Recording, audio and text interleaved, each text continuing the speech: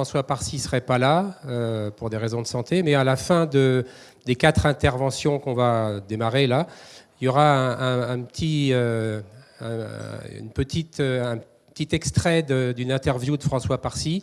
Et puis vous pouvez récupérer, il y a d'abord son livre, La Clé des champs, qui est une très bonne une revue de tout ce qu'on a vu ce matin et ce qu'on va voir, très documenté. Et puis sur YouTube, vous avez toutes les vidéos, et notamment des vidéos sur la domestication, qui ont été faites pendant le Covid pour aider justement les étudiants, les professeurs de SVT. Donc c'est des choses qui sont très intéressantes.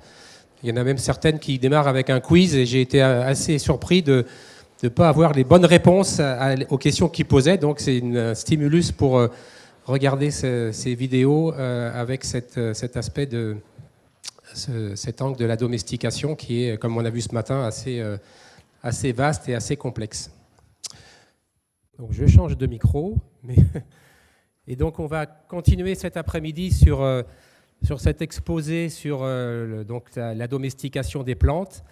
Donc on va revoir quelques exemples, comme on a vu ce matin sur certaines plantes. On va voir quelques exemples sur d'autres plantes. Et puis on va avoir aussi des discussions sur des concepts assez intéressants, notamment celui de la transgénèse naturelle ou des concepts de domestication. Donc ça, c'est très, très intéressant. Et donc on va commencer la première intervention avec Véronique Decroc, qui est directrice de recherche à l'équipe Pradam, ce qui veut dire Prunus, adaptation, diversité pour l'amélioration, et à l'unité à la station de recherche de l'INRAE de Bordeaux. Et donc, qui dit Prunus dit abricotier, entre autres, et donc ça va être l'exemple choisi pour continuer cette illustration de la domestication des plantes sur des plantes pérennes, et donc de voir aussi comment la domestication a influé sur les gènes et la structure du génome de ces plantes-là. Donc, Véronique Decroc, vous avez, comme disait Alain ce matin, 30 minutes, et puis on aura 10 minutes de questions. Merci beaucoup pour cette présentation. Donc d'abord, je voudrais dire à quel point je suis honorée d'être présente ici parmi vous, et je remercie Thierry et Yvette pour l'invitation et pour cette occasion de vous présenter l'abricotier. Donc vous devez connaître l'abricot dans vos assiettes, mais je vais essayer de vous faire un petit peu un panel de tout ce qu'on sait maintenant sur l'abricotier et finalement de où il vient, qu'est-ce qui lui est arrivé, etc. Alors, toute cette histoire que je vais vous raconter aujourd'hui, je ne l'ai pas fait tout seul, et mon équipe ne l'a pas fait tout seul. On a bénéficié de collaborations très importantes, donc j'en parle tout de suite, de manière à avoir le temps d'en parler. Et donc on a beaucoup travaillé avec des équipes du CNRS, avec Amandine Cornille et Tatiana Giraud, les équipes du GEDEC avec Jérôme Salles, c'est également le centre de bioinformatique de Bordeaux, et puis le GAFL, le Genotool, le GetPlage, NRGV, etc. Donc je voudrais tous les remercier parce qu'en fait ils ont été également de grands acteurs dans ces travaux, avec notamment l'implication d'un étudiant en thèse, Shuo Liu, Amandine Cornille, Tatiana Giraud et Alexis Gropi à Bordeaux. Donc en fait l'abricotier fait partie de la famille des rosacées, et ça fait partie de la sous-famille des amygdalées du genre Prunus. Et parmi ce genre Prunus, vous allez retrouver ce qui n'est pas évident pour tout le monde, ce qui est le cerisier, l'amandier, le pêcher, l'abricotier, le prunier. Vous allez retrouver également les porte-greffes et les espèces ornementales. Mais en fait, toutes ces espèces appartiennent au même genre Prunus. Et quel est l'intérêt en fait de travailler sur la génomique parmi ces espèces ? C'est parce qu'en fait, c'est un groupe d'espèces qui est plus ou moins apparenté, et on arrive quand même assez bien à les croiser entre elles. Donc elles sont partiellement compatibles, et elles sont collinéaires au niveau du génome, en tout cas pour les espèces qui sont diploïdes, et le génome est relativement petit. Il fait même pas 2 fois la taille du génome d'Arabidopsis thaliana. Donc ça, c'est au moins un avantage. C'est un arbre, ok, c'est compliqué, mais le génome est relativement plus simple.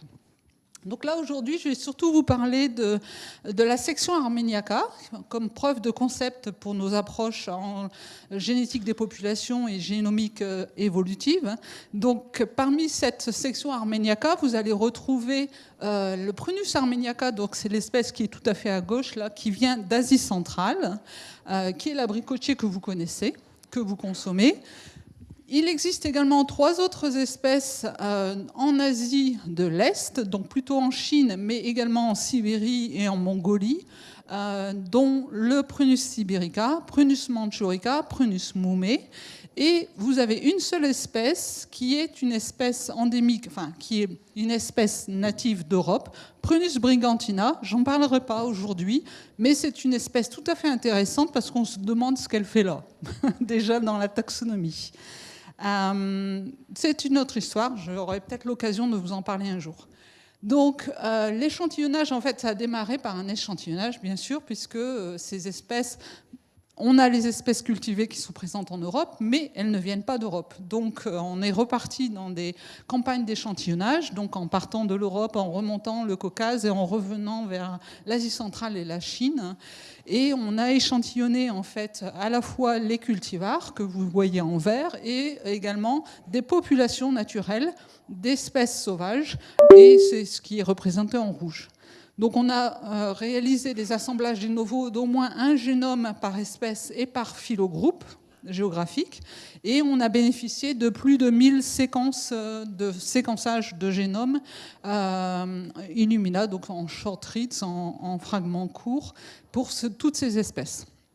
Donc à partir de toutes ces données, on a commencé à revenir sur finalement qu'est-ce qui s'est passé, quelle est l'histoire de l'abricotier et quelle est l'histoire de l'abricotier parmi sa section Armeniaca.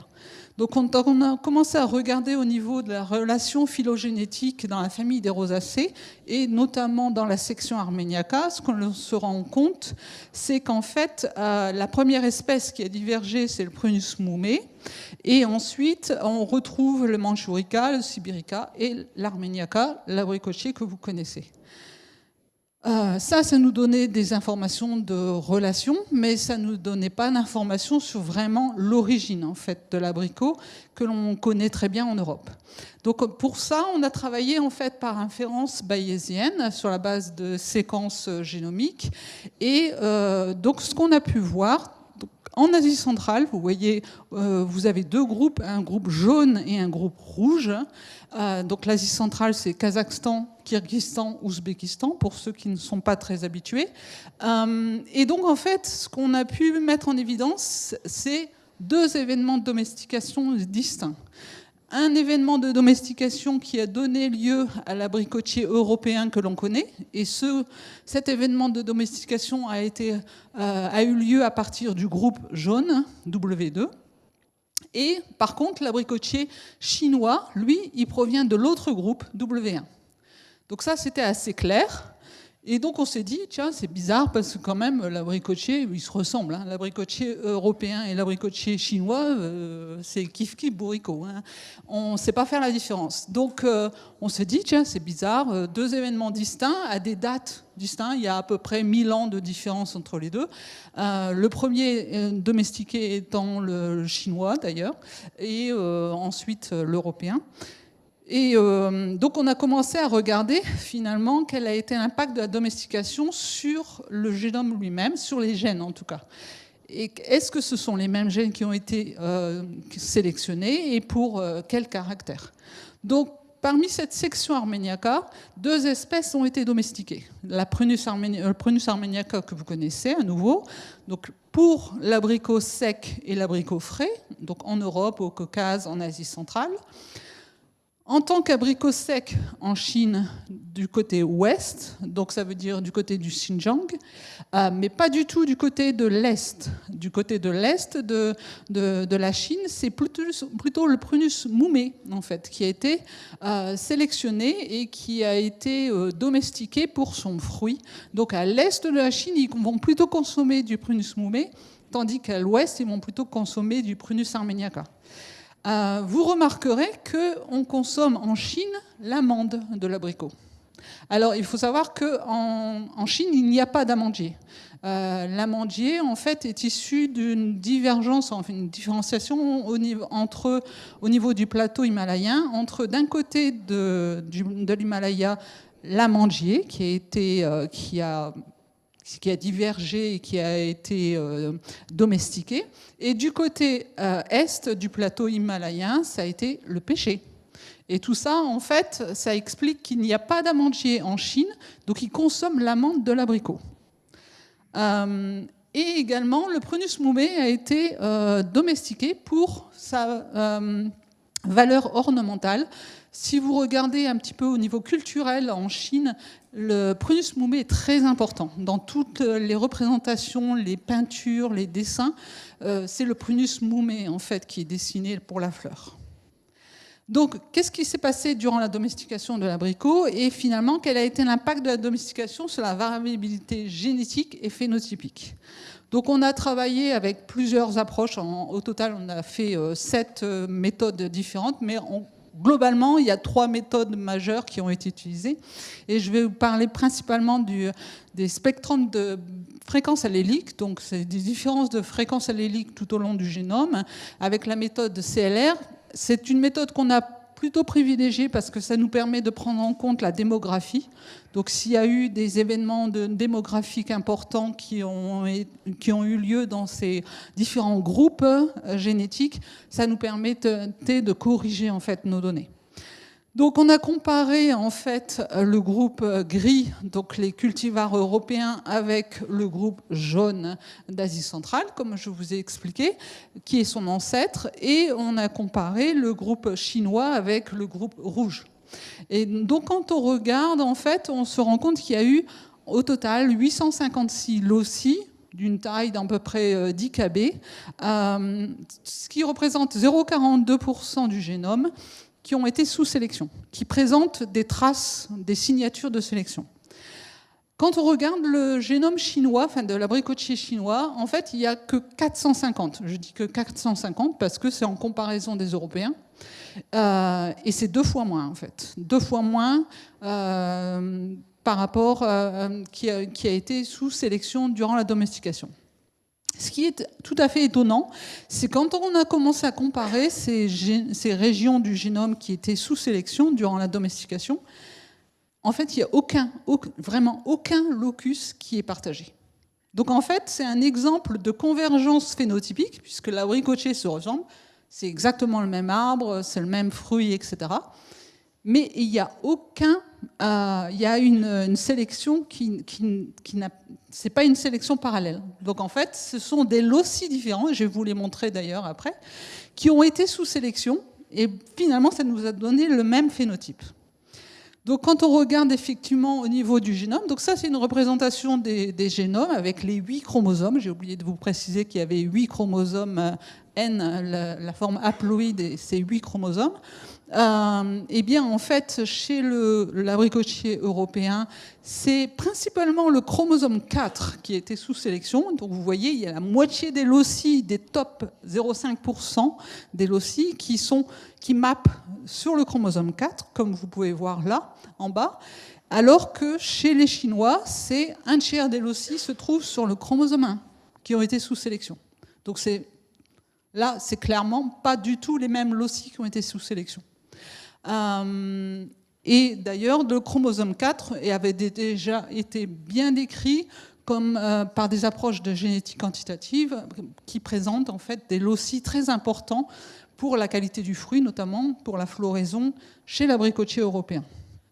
Donc on regarde un petit peu plus précisément effectivement au niveau de ce chromosome 4.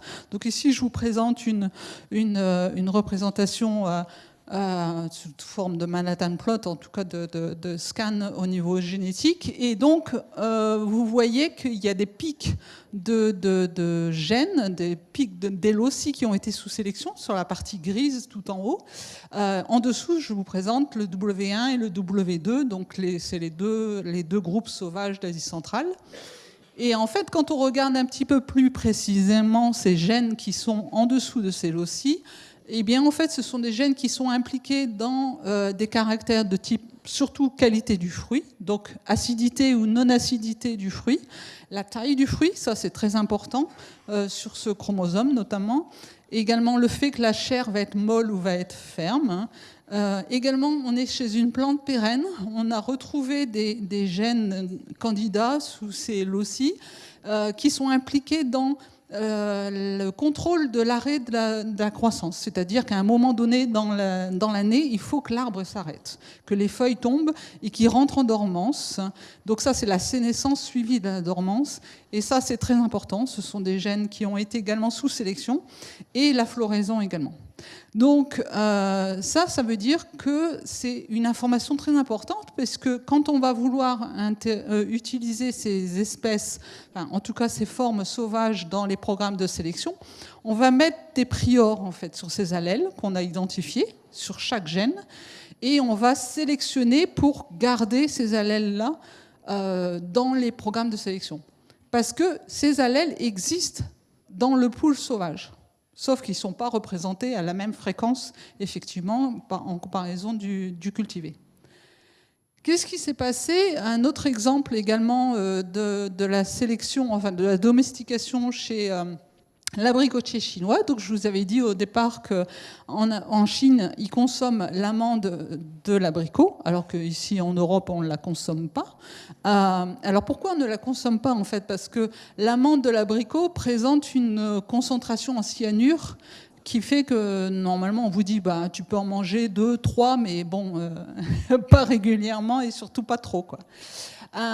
Il est connu déjà chez l'amandier, donc d'ailleurs je crois que c'était Maud qui en parlait, que chez l'amandier, la sélection, enfin en tout cas la domestication a surtout été très importante sur cette voie de signalisation de la production des précurseurs de cyanure dans l'amande de l'amandier. Et en fait, chez l'amandier, c'est principalement, si je le représente, voilà, c'est une mutation dans un de ces gènes-ci qui fait que vous pouvez consommer l'amande de l'amandier. Chez l'abricotier chinois, en fait, ce qu'on a mis en évidence, c'est que il y a eu une sélection en fait, d'un allèle spécifique sur ce gène-ci, qui fait qu'en fait, chez l'abricotier chinois, vous pouvez consommer l'amande, mais pas en Europe, parce que ça n'a pas du tout été sélectionné pour ça. Donc ça, c'est intéressant pour les sélectionneurs, parce qu'en fait, ça pourrait être un nouveau caractère d'intérêt à introduire dans les programmes d'amélioration de l'abricotier. Donc ça, c'est juste une illustration. Et un dernier point que je voudrais un petit peu vous présenter, c'est l'impact de la domestication sur le génome lui-même. Donc en fait, dans cette partie-là, on a beaucoup travaillé avec les collègues des forêts, des forestiers, des chercheurs en forêt. Donc c'est Myriam Hertz et Santiago González Martínez à Bordeaux, dans le cadre d'un grand projet de recherche de l'Université de Bordeaux, qui est soutenu par l'Université de Bordeaux. Et donc, en fait, on s'est posé la question, finalement, qu'est-ce qui s'est passé? Qu'est-ce qui se passe au niveau du fardeau génétique? Il faut savoir que les espèces pérennes, en tout cas nos espèces fruitières sauvages, elles sont auto-incompatibles. Or, les espèces cultivées, en tout cas celles européennes, il y a 70% des cultivars qui sont auto-compatibles. Donc déjà, on peut se poser une question sur, finalement, est-ce que c'est le même taux, la même accumulation de mutations délétères que l'on peut retrouver chez le génome abricotier européen et chez le génome abricotier sauvage? La mutation délétère, je vous ai fait une représentation ici. Par exemple, en rouge, vous voyez à l'état hétérozygote, dans un individu sauvage, vous pouvez retrouver un codon stop prématuré, mais comme il est à l'état hétérozygote, finalement, bon, il n'a pas trop d'effet. Généralement, il y a une purge qui se réalise par la méiose et ensuite par sélection. Dans la sélection qui suit cette méiose, vous avez élimination de la forme homozygote. Or, il faut savoir que la domestication en fait, de ces espèces fruitières, elle est concomitante avec la multiplication végétative. C'est-à-dire la multiplication de ces individus dans leur état, sans passer par la méiose, par greffage ou par bouturage. Donc ça veut dire qu'il n'y a pas de purge. Donc on se posait effectivement l'hypothèse qu'on voulait tester, c'est finalement quel a été l'effet sur le nombre de mutations délétères qui sont maintenues dans le génome des arbres fruitiers. Et donc on est allé regarder ça au niveau du génome complet de ces individus. Donc vous retrouvez le groupe jaune, le W2, et le groupe rouge, W1, qui sont les individus sauvages qui viennent d'Asie centrale. En violet, ce sont les cultivés chinois, et en gris, ce sont les variétés européennes. Donc on se rend compte qu'il y a un peu moins, mais relativement, c'est pas beaucoup moins quand même. Il y a un peu moins de mutations délétères qui sont maintenues dans les variétés européennes. Il y en a exactement le même nombre entre les chinoises que les sauvages. Et donc ça nous fait en fait se poser la question, comment on va pouvoir intégrer ces données dans les programmes de sélection ? C'est-à-dire qu'on veut repartir des espèces sauvages, mais il va falloir prendre en compte le fait qu'il y a dedans encore, dans ces espèces sauvages, à l'état hétérozygote, il y a encore beaucoup de mutations délétères. Il y a un fardeau génétique qu'il va falloir que j'intègre dans mes programmes de sélection. Et donc c'est une des tâches que l'on va essayer de travailler dans le projet européen Frudive, là, qui a démarré cette année. Donc j'ai fait peut-être un petit peu rapidement, ça laissera la place aux questions. Finalement, que gagne-t-on à étudier les populations naturelles par des outils de génomique, de pangénomique ? On gagne une meilleure compréhension de l'histoire évolutive des arbres fruitiers à noyaux, en connaissant leurs ancêtres, mais également en découvrant les espèces qui ont contribué à leur diversification. Là, j'en ai pas trop parlé, mais c'est un des points sur lesquels on travaille également. Une meilleure compréhension des gènes et des traits qui ont été sous sélection durant la domestication. Donc, on a une liste de gènes qu'on va pouvoir cibler dans les programmes de sélection, mais également, on va pouvoir les cibler pour l'édition des génomes. Notamment si on veut revenir plus rapidement d'une espèce sauvage à une espèce cultivée. Un accès à une plus grande diversité allélique, et bien sûr un accès à une plus grande diversité phénotypique, et l'identification de caractères d'intérêt tels que la résistance aux pathogènes et l'adaptation au stress abiotique. Voilà, et merci pour votre attention. Et...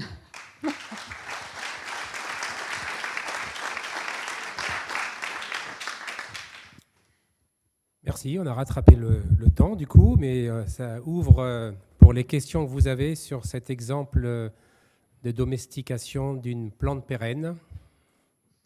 Merci, c'était super intéressant. J'avais une question sur le CLR. Pardon. J'avais une question sur le CLR. C'est une comparaison entre deux groupes génétiques. Ouais, on fait donc, 2 par 2, ouais. Ouais. Du coup, quand tu as montré W1, W2 et les gènes, c'était entre quoi et quoi ? Du coup, j'ai pas. Alors, on a fait les Européens avec W2 et on a fait les Chinois avec W1, puisqu'on savait que c'était leur ancêtre direct, en fait. Okay. On a fait également entre eux, mais pour l'instant, on n'a pas publié, on n'est pas allé plus loin dans l'analyse des données, mais on a fait 2 par 2, oui. Okay. Et la deuxième question, c'est quand tu parles de fardeau génétique, comment vous l'avez estimé ? Est-ce que c'est des mutations qui s'égrègent encore, qui sont fixées ? J'ai pas compris le... Alors, est-ce qu'elles s'égrègent encore ? Certainement que oui. Dans les populations naturelles, par contre, on n'est pas encore allé regarder ce qui se passe entre les populations, parce qu'on a 14 populations différentes. Par contre, c'est fixé, c'est un arbre. Donc, on le sait si c'est à l'état hétérozygote ou à l'état homozygote, mais il faut aller regarder dans les descendants si ça s'égrège, quoi. Et vous l'avez estimé comment, en fait Oui, c'est un arbre. Je voulais savoir si c'était fixé dans la population, pas dans l'individu. En fait, pour l'instant, on ne sait pas trop, quoi. Ouais. C'est des comparaisons de groupes ensemble, quoi. Merci Véronique pour cet exposé très, très intéressant. Oui. C'est dur pour moi, excusez-moi, je suis un peu vieux. Mais c'est un peu pour poursuivre la question de Maude. Quand on définit un allèle délétère, comment vous arrivez à le qualifier de délétère ? Parce qu'en plus, il peut être délétère pour un cultivé et pas pour un sauvage, et inversement. Et en plus, vous avez montré qu'il y avait un régime plutôt autogame, on va dire, dans les cultivés et allogames. Donc on va fixer et les délétères vont être éliminés plus facilement, je dirais, Enfin bon, bref. C'est quoi votre critère pour dire c'est délétère, ça ne l'est pas? Et est-ce que vraiment la domestication a diminué les délétères ou augmenté les délétères ou changé les fonctions qui fait que certains sont devenus délétères? Alors, on est parti sur la base de la notation. Donc, on est parti sur la base de séquences codantes. Donc, on dit délétère parce que ça va changer. C'est une mutation qui n'est pas synonyme. Donc, ça va faire que le gène va être exprimé ou ne va plus être efficace ou ne va plus être fonctionnel. Maintenant, ce qu'on est en train de faire, on n'a pas terminé, c'est pour ça que je n'ai pas présenté, on est en train de comparer en fait ces données-là avec des données phénotypiques pour voir quel est l'effet de telle mutation délétère qui a été détectée à tel endroit du génome et le phénotype. Donc on a des critères de type production de fruits, de type taille de fruits, de type taille de l'arbre, etc. Donc ça, c'est des choses qui sont en cours. Après, pour dire, est-ce que c'est fixé ? C'est un problème parce qu'en fait, même si je dis qu'il y a 70% des variétés d'abricotiers qui sont autogames, elles sont quand même multipliées depuis des dizaines, des centaines d'années sous forme greffage. Donc, même si elles sont autogames, il n'y a pas de purge. Est-ce qu'elles sont maintenues dans le même état, en fait? Donc, et il y a quand même des mutations somaclonales, donc ça peut aussi partiellement corriger, mais ça n'a pas les mêmes effets que la méiose, quoi, par exemple. C'est sûr qu'on a moins d'informations que par rapport à une espèce annuelle. Autre question? Est-ce que je peux en poser une, Oui, bien sûr. pas du tout génétique? Vous avez dit que le Prunus armeniaca et le Prunus mumé, c'était la même chose. Alors, je voudrais savoir, en matière de goût, est-ce que c'est la même chose? Et deuxièmement, est-ce que les Chinois mangent les amandes des Prunus mumé ou sinon, pourquoi pas? Non. Alors, c'est pas la même chose. Hein. Prunus mumé et Prunus armeniaca, c'est pas du tout la même espèce. Et d'ailleurs, pour nous, c'est un petit peu les extrêmes au niveau des génomes. Ils ne consomment pas l'amande de Prunus mumé. Alors, parce qu'il y a du cyanure, mais il y a beaucoup de cyanure. Ils ont plutôt sélectionné de manière inconsciente ou consciente, je ne sais pas. En tout cas, ils ont sélectionné à partir du pool Prunus armeniaca pour l'amande qu'ils consomment. On le trouve que là-dedans. On ne le trouve pas dans le Prunus mumé. Après, ils n'ont pas exactement les mêmes aires de distribution. Le Prunus mumé, on va plutôt le trouver au sud de la Chine et à l'est de la Chine et puis au Japon. Là-bas, au Japon, c'est très important également. Tandis que le Prunus armeniaca, ça va être plutôt l'ouest et le nord de la Chine. Donc, c'est un peu des distributions, des adaptations différentes. Autre question? Oui.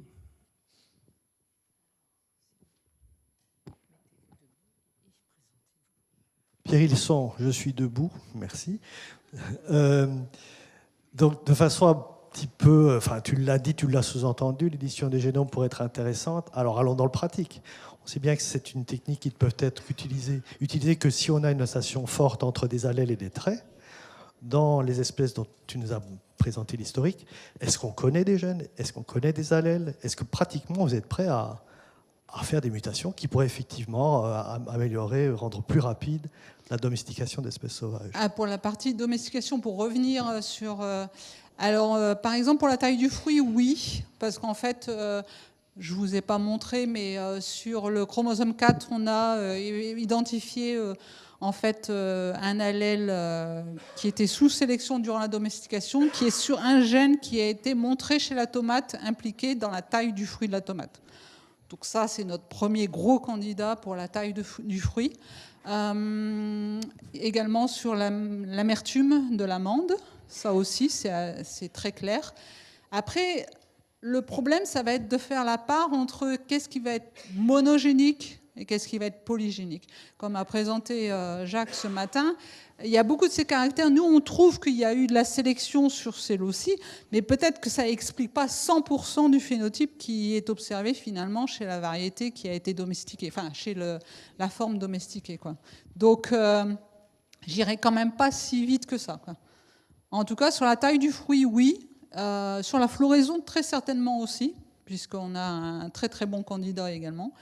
Et puis sur l'amande, oui, également.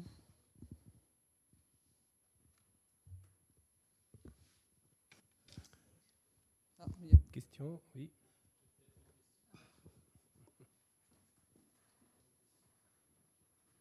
Une question concernant donc la technologie justement qui a été évoquée par Pierre pour en fait faire de l'édition du génome. Est-ce que vous envisagez utiliser le greffage et donc la transmission de toute la machinerie permettant l'édition donc au niveau du greffon en fait?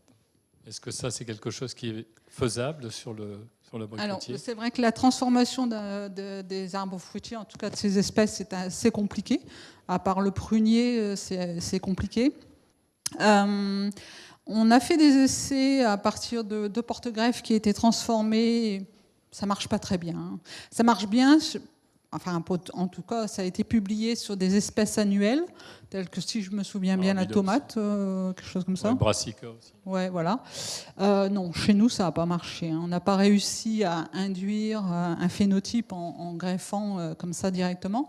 Ce que l'on fait, ce qu'on travaille actuellement dans le cadre du projet SVA, du PEPR SVA, c'est une édition par utilisation de vecteurs viraux. Donc en fait, c'est le vecteur viral, c'est le virus en fait qui amène l'ARN guide et la variété est transformée avec Cas9. Donc elle surexprime Cas9 et on induit l'édition du génome avec le virus. C'est encore en développement, mais c'est pour l'instant la meilleure piste que l'on a, effectivement. Okay. Merci.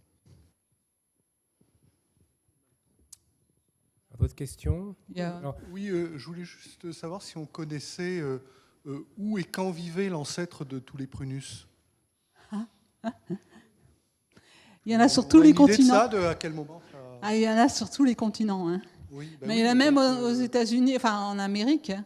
Et par contre, c'est plutôt hémisphère nord.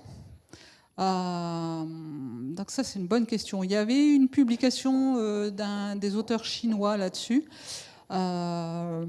qui le représentait plutôt au niveau Eurasie. Et ensuite, il y a eu différenciation entre la partie plutôt américaine et puis la partie européenne, etc. Mais voilà, c'est hémisphère nord. C'est pas très clair, quoi. Merci. Pas d'autres questions? Alors moi, j'avais juste une petite remarque, c'est pas une question et j'attends pas forcément de réponse, mais en écoutant le fait que les Chinois mangeaient les amandes et que je faisais le rapprochement avec justement une information dans une des vidéos de François Parcy qui, expliquant la domestication des espèces pérennes, a dit qu'on n'avait pas domestiqué le chêne alors que les porcs mangent le gland, donc... Et j'ai vu ce matin qu'on avait les mêmes amylases que le porc. Est-ce qu'on pourrait envisager domestiquer le chêne dans un futur plus ou moins proche? Donc voilà, c'était juste une petite remarque en disant qu'il y a encore du travail à faire sur la domestication des espèces pérennes. Mais voilà, je ne sais pas s'il y a des informations liées à ça. Si vous écoutez Antoine Kremer, avant, on faisait de la farine de chêne. Hein. Il faut un petit peu traiter les glands de chêne, mais on faisait de la farine et on cuisinait avec la farine de chêne. Voilà, oui. C'était peut-être plus compliqué. Voilà. Bon, voilà. Eh bien, merci Véronique de Croc.